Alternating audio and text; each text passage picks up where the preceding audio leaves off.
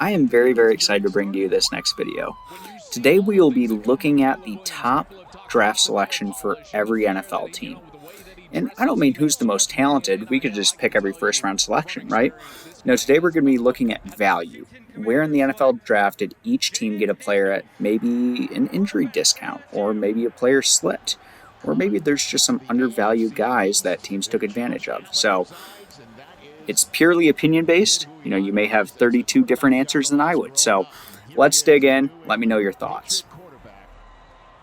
We'll start with the AFC East, and we'll start with the New England Patriots. My favorite selection was Javon Baker from UCF.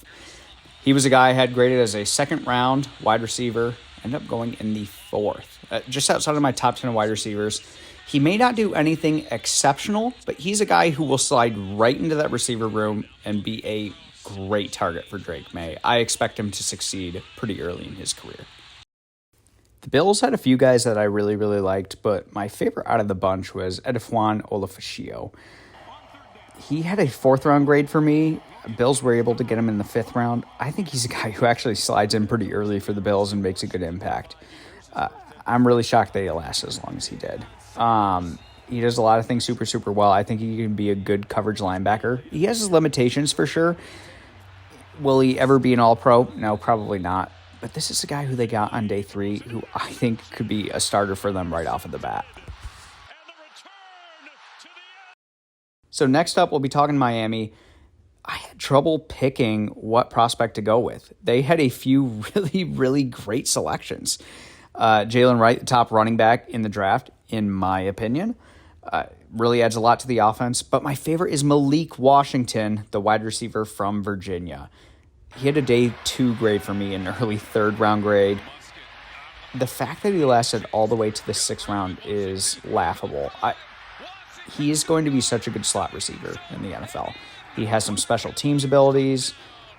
I think Miami, especially with some of the targets there, don't be shocked if Malik Washington is on the field sooner rather than later. Is it likely as a 6th-round pick? Maybe not. I'm just saying, don't be shocked. Probably. His coaches are always nervous, but they're also confident. To the end zone, what a play! Washington scored! Next up, we'll be talking about our third wide receiver already here in this video, and that is Malachi Corley for the Jets. The Western Kentucky prospect, I had him rated as a middle of the 2nd round prospect. Jets were able to get him in the 3rd round. I mean, this is a great pick for many different reasons. The Jets definitely needed a guy like this on their offense. Corley is a running back in a wide receiver's body. He's going to be such a help for Aaron Rodgers. Get him the football, let him make a move. They need a guy like that. Yes, they have Garrett Wilson. Yes, they have Breece Hall. They do have some guys over there, but Corley is going to transform the offense and just add a little bit of a different flavor that they don't currently have there. A great pick for the Jets.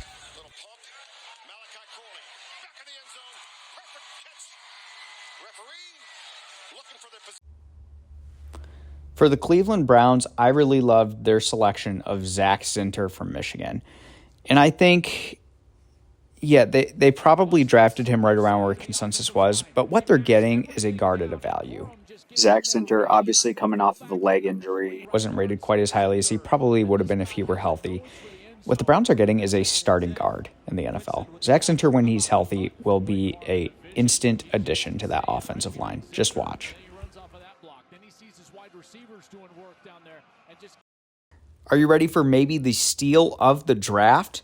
That would be TJ Tampa from Iowa State, who went to the Baltimore Ravens in the 4th round, number 130 overall. I had Tampa rated as my 75th overall prospect. That's an early 3rd round grade. The consensus was even higher on him. They had a 2nd round grade, a late 2nd round grade on Tampa. This is a guy, does he step in right away and play for them? Maybe not. Clearly, the NFL was a little bit lower on him than the rest of the media was, but to get a guy of this talent level on day 3, absolutely wild. Do not be shocked if the NFL is kicking themselves for not taking this guy a little bit earlier. Every year, there's a guy or two who falls, and we find out it's because of medical reasons or maybe some off-the-field issues. Well, this year, one of those guys was Peyton Wilson, the linebacker from NC State. Ended up falling down to the Pittsburgh Steelers at 98th overall, going in the 3rd round. I mean, the tape just says he is certainly not a third-round selection. This is a second-round guy. There's people who thought he was the top linebacker in the class. And, him not having an ACL in one of his knees, that's an issue. Who knows how long he's going to be able to make it work in the NFL, how long his career will be. But if he's able to stay healthy and stay on the field, he's going to outplay this third-round draft selection. There is no doubt in my mind about it. Now, next up for the Indianapolis Colts, yes, we're staying away from first-rounders for the most part, but you can still get a steal in the first round. You definitely can. And the Colts did, in my opinion, with Laiatu Latu. And, was he my top edge rusher in the class? No, he was not. He was number 3 on my list. But the Colts, what was so awesome for them was being able to sit back all the way into the middle of the first round and get their pick of the litter on the defensive end of things. That's really awesome. That's what you call value. They sat back. They got the guy that they perceived to be the top edge rusher. For me, it was Jared Verse. For them, it was Laiatu Latu. They got an instant impact edge rusher off the edge and didn't have to move any sort of value to go get their top guy on defense. That's why I love this draft selection. Next up for the Houston Texans, they had a few picks that I really, really liked, but my favorite of the bunch was Kalen Bullock, the safety from USC. I had a late second-round grade on him. He went 78th overall in the third round to the Texans, so is that the most insane value in the world? No, it's not in my mind, but here's what I really like, is it filled a real need for the Texans. Yes, I understand. They have Derek Stingley. They have Jalen Petrie. They have Jimmy Ward, Jeff Okudah, all those guys. But what Bullock is going to be able to do is slide right in and be a real playmaker on the back end. That's what he does. That's what he did at USC. That's what he'll do in the NFL. He takes balls away. He's around the football, breaking passes up. He did that at USC. He's going to do that in Houston as well. Love the fit. If you guys followed my draft content before the NFL draft, you would know that I loved Florida State cornerback Jarrian Jones. I had a late second-round grade on him. Consensus didn't like him as much. They had a fifth-round grade on him. So the Jaguars, I guess, kind of split the difference. They got him in the third round, 96th overall. Yeah, I mean, this is just straight up a guy you will see on the football field this fall. You will. He's ready to play. He's a good cornerback. I bet you in a few years from now, he is talked about as one of the best slot cornerbacks in the NFL. He is really just that good. So, love this selection for the Jaguars, Jarrian Jones from Florida State. So, next up for the Tennessee Titans is Jaquan Jackson, the wide receiver from Tulane. Why do we keep picking wide receivers? Well, it's not random. The wide receiver class this year was so deep and so strong that some really, really good wide receivers got pushed way down the board. Jaquan Jackson is one of those guys. Consensus grade was a 6th round. I had a 5th round grade on him. Titans got him with 182 overall. That's a 6th round pick. This is a guy who, if you're getting him in this part of the draft, you are thrilled because he's worth it just for the special teams experience. He seriously is. With these new kickoff rules, I would be shocked not to see him back there. He showed some real chops as a wide receiver as well, but I think his main value is going to be punt return, kick return. He's going to be a special teams guy, and he's going to do it really, really well for the Tennessee Titans. All right, next up is one of my favorite players in the entire NFL draft, and that is Kansas City safety Jaden Hicks. Can't believe he fell to the 4th round. Pick 133 overall. I mean, this is a guy who some people thought would sneak into early day 2 territory. A lot of analysts, myself included, had Hicks as their top safety in the class. Certainly was a top 2, top 3 guy, but fell a decent ways. Not really sure why either, because this is a safety who should get on the field pretty early. He's 6'4", runs a 4.49 40-yard dash, is incredibly, incredibly physical. I mean, a lot of NFL teams would love to have that sort of guy in their defensive backfield, so I'm very excited to see what Jaden Hicks does for the Kansas City Chiefs. Yes, Jim Harbaugh loves to run the football, and yes, that will probably be the Los Angeles Chargers' identity. But what you can't dispute is that the Chargers desperately need some wide receiver help. Enter Ladd McConkey, drafted 34th overall, and you may go, well, hold on a second, you had him rated as an early 2nd round value. Why is this a real value pick for the Chargers? Well, here's why. Ladd McConkey's greatest strength is getting open, catching the football, and that is something the Chargers desperately need. Losing Mike Williams, losing Keenan Allen, Justin Herbert simply needs a guy who's going to get open and be an available target. And I think Ladd McConkey, while he may never be your number one receiver on the outside, he's going to get open from the slot and he's going to do damage over the middle of the field. It's kind of funny. Interior offensive linemen often get devalued in the NFL draft. And I do get why. It's fairly inexpensive to pick up a starting guard in free agency, but there are some guys like Jackson Powers Johnson who are just so rock solid in the middle that I don't understand how teams don't select them earlier. Some thought Jackson Powers Johnson may be a first round selection. I had him graded as a first round offensive lineman. Slipped into the second round. It's just kind of baffling. I think if you fast forward 10 years from now, you see Jackson Powers Johnson as a above average, rock solid starting center in the NFL. I love this selection. I will be the first person to admit I'm not the biggest Troy Franklin fan in the world. However, I love where the Denver Broncos got him. Round 4, pick 102 overall. Troy Franklin is a guy who, no, he's never going to be your number one wide receiver, your alpha on the outside. He's tall, but he's light, and they didn't ask him to run a lot of extensive routes at Oregon. But I think where teams may have missed the mark is Troy Franklin is a guy who is a great deep threat already. He was in college, and that's not going away in the NFL. He's a guy who, hey, you have him run a go route, post route. He can take away 2 defenders on any given play and open up things for your offense underneath. I love this pick on day 3. There were a few guys that I was considering when going through the New York Giants draft class, but as I was debating and going back and forth, I just kind of came to the realization that Malik Nabers is going to do so much for this Giants offense that I couldn't pass him up. I'm not done believing in Daniel Jones. While I don't think he's a great quarterback, it was just 2 seasons ago that he was winning a playoff game on the road against Minnesota for the New York Giants. Now you're adding an elite wide receiver, something Daniel Jones has not had in the past couple of years. I understand that offensive line is still not great, but watch the offense transform a little bit when you add a wide receiver of Malik Nabers' caliber. Some guys are just good football players. It's as simple as that. And Mikey Sainristil from Michigan is a great football player. When in the second round, pick 50 overall, Sainristil was really the heart and soul of the Michigan defense, just won the national championship.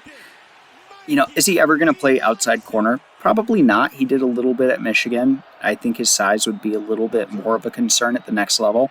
But he is a slot cornerback who's going to slide in and from day one provide some really, really, really great play. I think he could be a star in the slot. And Garcia retreating, throws it underneath Mikey Sainristil with the interception from Michigan. The nickel. How did the Philadelphia Eagles keep getting away with it? I mean, it seems like it's year after year they keep snagging the value pick of the draft as elite guys slide down the board. And this year it was Cooper DeJean from Iowa. Similar to Mikey Sainristil, he's just a really, really good football player. Where does he play at the next level? I'm very intrigued to see where he ends up. Is he a free safety? Is he a strong safety? Is he a slot cornerback? Or does he stick outside corner? Only time will tell, but all I know is that this is a guy who will make an impact play from wherever he is on the field. Just a really good football player. We already talked about how the Las Vegas Raiders got some good value going with Jackson Powers Johnson to head up the interior of their offensive line. Well, the Cowboys did the same thing with Cooper Beebe in the 3rd round. As I was going through the guards of this class, Cooper really stuck out to me as one of the guys who is ready to play from the get-go. I mean, he is physically imposing, he's an absolute mauler, and he has some decent fundamentals as well. Is he a lock to start from day one? No, probably not. Offensive line can be a little tough to do that, but don't be shocked if this guy is starting from the get-go. I think Dallas Cowboys fans are really going to love Cooper Beebe.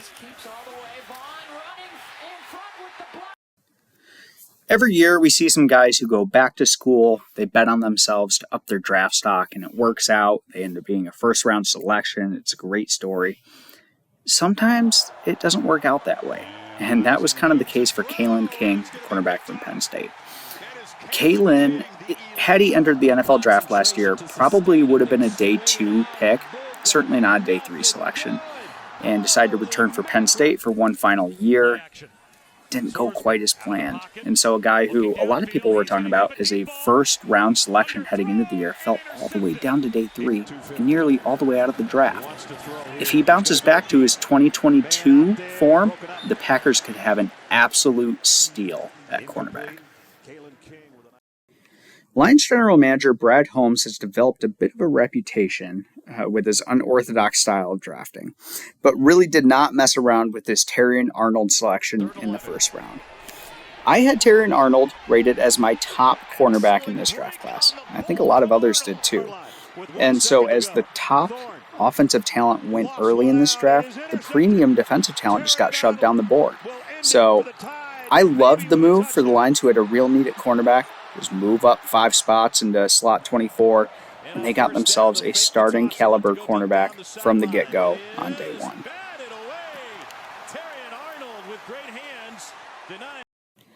The Minnesota Vikings, I really wanted to go with Dallas Turner. I really thought about it, but Kyrie Jackson, getting him in the 4th round in the NFL draft, 108 overall, I think is really, really intriguing. There are not a lot of cornerbacks in this class like Kyrie. His length and speed combo it's at least promising. Cornerback is a tough position to project. There are some guys like Jeff Okudah who seem like sure things that don't pan out, which is why I don't mind taking a swing on high upside. And that's what Kyrie Jackson is. He has all the tools to be a really, really good NFL cornerback.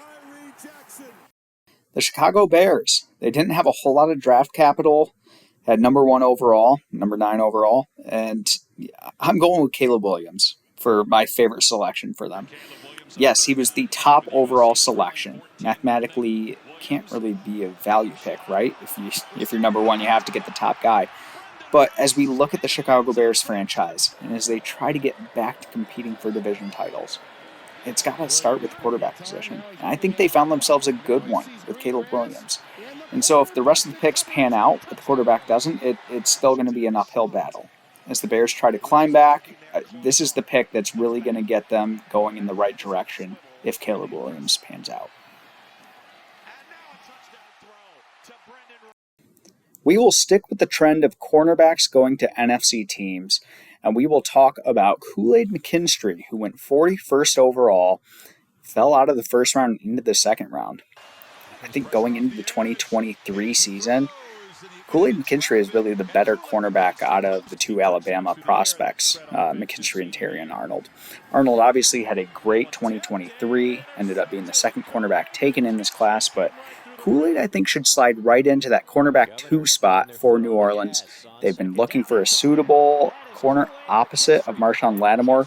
I think they found it with Kool-Aid. So the Atlanta Falcons, obviously their big pick was Michael Penix, number 8 overall, but the pick that I loved the most was Brandon Dorlus, who they selected in the 4th round. Slid a little bit. I thought he'd be a day 2 guy, and he's a bit of a tweener, right? Is he a defensive tackle? Is he a defensive end? Is he an edge rusher? I'm really not sure. But here's what I do know, is that Brandon Dorlus is a really, really good football player. And typically, those guys find a way to get themselves on the field. I think that'll be the case for Brandon Dorlus. The Carolina Panthers really had one objective in my mind as they entered this NFL draft, and that is help out Bryce Young. And I think they did that a few times. I loved their selection of Ja'Tavion Sanders in the 4th round. Xavier Legette was a great pick, their very first selection. But Sanders, as Bryce Young is looking for a guy to get open and someone to toss the ball to, often a good tight end can be a real help in that regard. And I think Sanders will do great stretching the middle of the field for the Panthers. Next up is a guy who I don't think the Buccaneers necessarily got great value with the selection, but the selection of Graham Barton in the 1st round filled a desperate need for the Tampa Bay Buccaneers. Barton can play all over. He's a really, really flexible offensive lineman, played left tackle last year for Duke, played some at guard as well. a lot of people think his best position in the NFL will be center. And so I think as the Buccaneers continue to try to grow that offensive line, getting a guy that could potentially play all 5 positions, it is really, really awesome for them. I think Barton will mainly be a center, but in a pinch, if you need Barton to slide out, I think he definitely has the capability to do so. Next up for the Arizona Cardinals is one of my favorite edge rushers in the entire NFL draft, and that's Xavier Thomas out of Clemson. Went in the 5th round, 138th overall.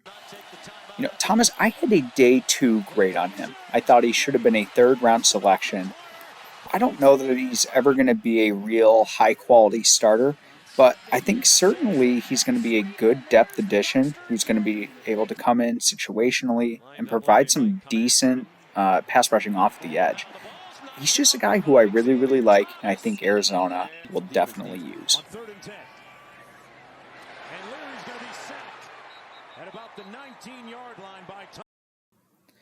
Sometimes we get a little bit scared of players due to their athletic testing, and that was certainly the case with Cameron Kinchens, the safety out of Miami. Went in the 3rd round, pick 99 overall. Kinchens, he's just a ball hawk. He lives around the football. One comparison that I've heard people make is Kyle Hamilton. Hamilton had horrible athletic testing before the draft and slid a little bit because of that, but ended up being an absolute playmaker in the NFL. Kinchens is similar. Didn't have great athletic testing, but he lives around the football and should do so in the NFL as well.